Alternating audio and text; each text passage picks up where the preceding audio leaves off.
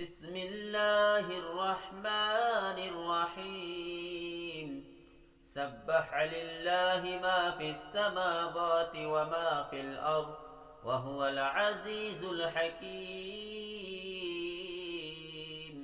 يا أيها الذين آمنوا لم تقولون ما لا تفعلون كبر مقتا عند الله أن تقولوا ما لا تفعلون إن الله يحب الذين يقاتلون في سبيله صفا كأنهم بنيان مرصوص وإذ قال موسى لقومه يا قوم لم تؤذونني وقد تعلمون أني